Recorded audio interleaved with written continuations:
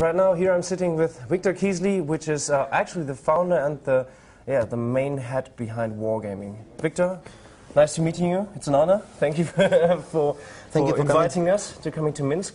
So Wargaming has turned out to be 15 years old right now. 15 years of gaming, 15 years of developing, 15 years of ups and downs, as you said before. How do you feel right now, actually? It's a lot of excitement in my heart. It's really cool to see, media from all over the world coming in here, and all of our employees, and we have 2,000 people around the world. Amazing. Not all of them, 85% of them, because some people have to stay and do some work Service for this day. Yeah, and business partners and our players, some of our players, coming together to the beautiful city of Minsk. And press conference. This is our work, of course. Yeah, that's work. Okay, yeah, but we're going to party tonight on so-called Stalin's Line. This is an open-air tank and military museum. So it's all very, very exciting. And yes, retrospectively, I'm remembering this game we made 5 years ago. This game we started with the people. Most of the people who started still work at the company, so we're a very stable company. Yeah. We keep experience and expertise inside. We don't let it out.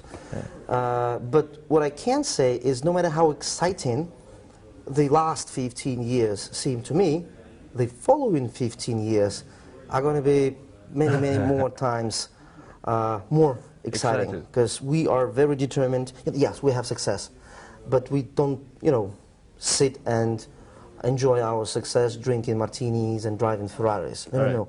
Hard working, this is who we are. Yeah. And we have a lot of ideas, new games, World of Warplanes, World of Warships, the mobile version of World of Tanks, the Xbox 360 version of World of Tanks, some other projects we do. So it's going to be exciting. Yeah, you got lots of plans in common, actually. But now, considering Wargaming, the company is 15 years old, and you're successful. Everything seems to be open right now. Now compare it, maybe, if you want to your older self, when you were 15 years old. What have you done there? And, if your company be yourself, what were your thoughts when you were 15 years old? Can you remember? What do you wanted to do when you were 15 years old? In World of Tanks we have, let me joke a little bit, we have statistics of, age demographics and payment habits. Okay. So of course we have boys, mostly guys play World of Tanks.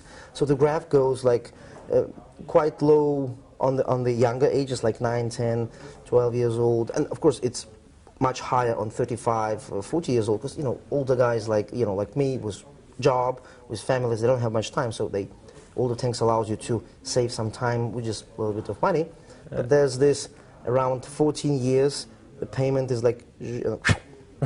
So it means boys at that age, around 14, 15, are somehow not very excited about computer games. Something distracts them, like for a year or two. What could it be? I don't know. No, but was it for yourself? So your gaming history, actually. You said in the press conference you want to do legendary games. This is what you do with passion globally. This is your main call. This is what you're believing in. So, but where did you start that? So, what are the titles which are legendary to you, which you played as video games? Definitely, this is. Well, we're not talking about Tetris, okay? All right, we could if you want to. It's a good soundtrack, though. the first game which I played. My father is a scientist, and he used to bring me to his labs, and they had one of these first computers with screen. It was not black and white. It was green and gray. The vortex thingy. I'm sorry, I don't get the name Soviet, again. scientific production. And there was this game, it was text-based game, I don't know, maybe 1985, something maybe earlier than that. You were running a kingdom. All right. So you would input like, okay, give to my people 100 tons of, I don't know, grain, and buy so many soldiers, go do war to the neighbor. And there were no images, just text. And it was so exciting. At that time, I realized, oh my God, this machine, this is plastic and metal, actually is playing against me. This whole world, very simple at that time, but we had nothing to compare it with. There's the whole world inside that machine, which is capable of giving me a challenge, you know. And then, of course, my favorite classics of all times is Civilization. All right. I started playing it when it first came out back then, like 20 years ago, right? You know, long time ago. Then came other games like Master of Orion, for example. You said that, you bought it, thank you very much. Okay. Believe it or not, I had a game design document for Master of Orion Next, some old document somewhere in my drawer. And SimCity, and then strategy games. So at this time, yeah, I started playing computer games. I was studying physics, I was doing chess at school, and I was thinking about my future, you know, life. Yeah. I was studying English. My father made me study English because he was seeing this future transformation of, I don't know, Soviet Union and the whole system going global. So computer games took my heart immediately. Even a very simplistic game took my heart immediately, and since then I have never stopped playing computer games or thinking about computer games. All right. Yeah. So, and I realized the power of this computer. It was obvious that this computer will bring us eventually to space, not only in games, but it will change our world, which actually happens. Actually, you are changing the world of gaming right now. I don't want to start with the free-to-play discussion, actually, because you did serious numbers there, and everyone, the whole world, the whole games industry is looking at wargaming right now because you do numbers and you get goals where everyone wants to go. Actually, I don't want to start with that. I'm sorry, because you know there are a few things you just said. Was one thing is competition. You seems to be a guy who really wants to compete against everything, maybe against yourself as well. So you want to reach and to evolve, isn't it? You know, how important is that for you? Just selfish competition is not me. Yes, well, I am competitive in a way that, you know, it's a competitive business. You have to be able to be competitive. Yeah. But I think I'm relatively humble person. So, and also I tend to believe that I am a team player. Football, you know, this is something which shaped me as a team player. You know, the backyard football at school. Yeah, sure. So this is true for real football as well in many cases. You can be a star. You know, at school I played football really, really well, but nevertheless, it's always about the team you put together. So if you're starting to play, to act like a rock star, then your team breaks. That's it, yeah. If you are good, just be quiet, be humble. Make sure everybody understands its roles. Make sure nobody is feeling bad about not being so good. And football is a team play game. So yes, I was playing football a lot, and that allowed me to later on carry this to the business, to wargaming. So yes, I have to be in front of the cameras because that's my role, you know, to do interviews. Sure, yeah. But I think this is not me. Whatever I'm talking about is done by those dozens, then hundreds, and now thousands of people, and they are working hard every day, making new tanks, warplanes, warships, and team play. Yeah, well, actually, so I saw you on camera. I saw you. We did a few mates of us. They did interviews with you as well. But what's interesting, really interesting, your German teammates from Wargaming. They told us many things about you. I don't think it's a secret thing, sorry guys. But it's really interesting because we could feel that there's something, you know? Everyone is respecting each other in wargaming. Everyone we meet here at the press conference actually and at the whole event, everyone is hooked up. Everyone feels like more like a family meeting than like a business trip actually. So is this something you really want to have, this kind of family-ish feeling outside in the industry as well? Well, family is, you know, always good, right? Yeah. However, when it comes to business, there's never a clear yes or no answer. Well, on one hand, family business is cool. I remember 15 years ago being 5, then 10, then 20. Every problem can be solved, you know, just going out, having a cigarette, you know, drinking beer. And it was a family. You know, my father and my brother worked with me. They still work with me. Cool. So it was started as a family business, and our close friends were kind of part of a family. I wish we could go on a family style like forever. Yeah. However, we have to understand this is a mass market, this is show business, this is global. So unfortunately, no matter how we want it, it cannot be 100% family. You have to have discipline, you have to have professionals. Because, yeah, we earned our, let's say, experience with these 15 years of hard work. Yeah. Right now, we have to invite people like, I don't know, Tom Putsky or Chris Taylor. So they have to come in, yes, family handshakes and partying, this all we have. But we have to do business too. Sure. So business books say, usually say, like, don't grow too fast, or get rid of family style, like in general, get corporate, get structural, here are the org charts. Yeah.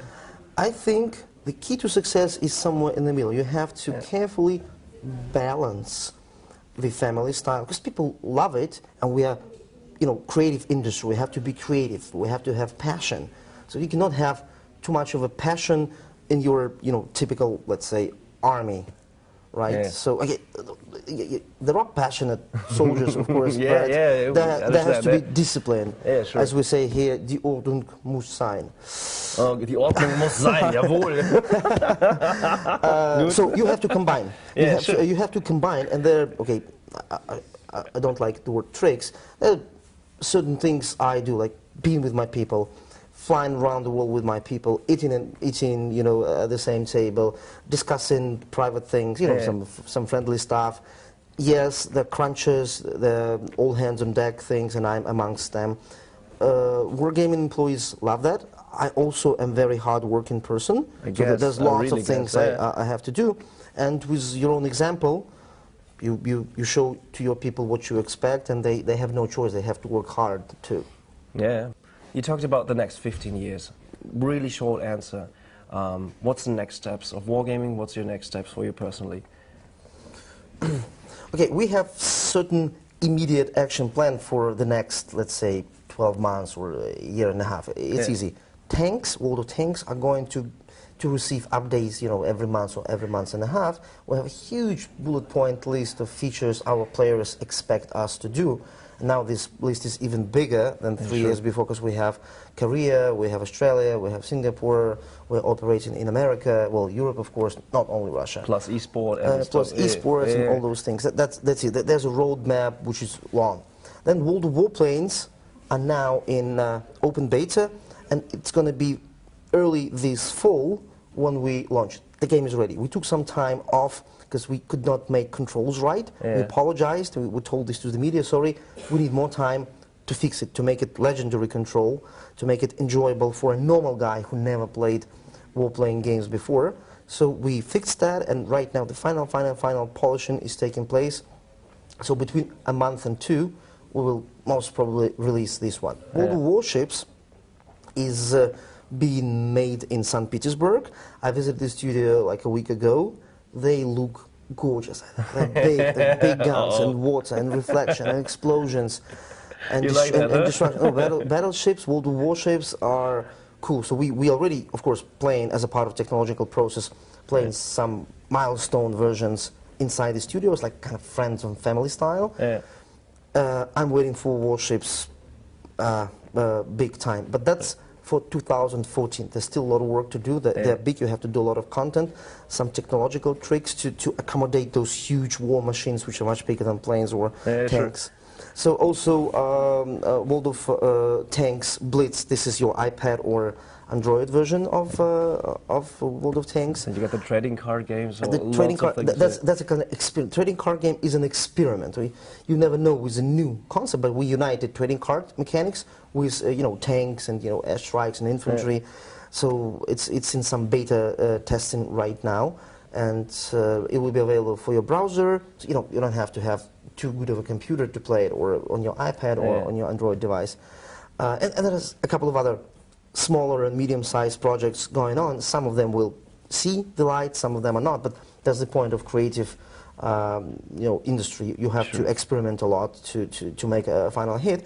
And in Seattle, in Chicago, we are finalizing Xbox 360 version. And in Seattle, legendary Chris Taylor, who joined us this year with his team, is doing something. Too early to talk, still experimenting, concepts, brainstorming, but it's definitely going to be something very, very, very legendary. Imagine, legendary Chris Taylor and his team unites forces with Wargaming, the free-to-play MMO concept. Many people are waiting for that thing what comes out of this. It takes, you know, legendary things take some time to create. All right.